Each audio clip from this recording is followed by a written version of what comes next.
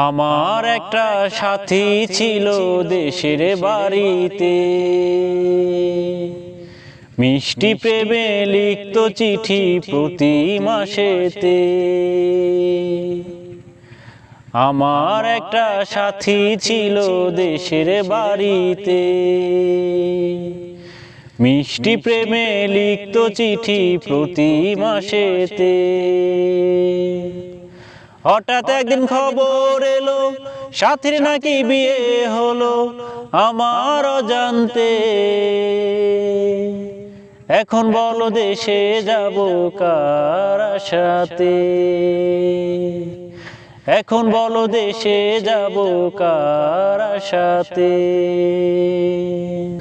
কাজের ফাঁকে যেতাম ছুটে দেখতে সাথীর মুখ, রেশমি চুড়ি কাজল টিপে খুঁজে পেত সুখ।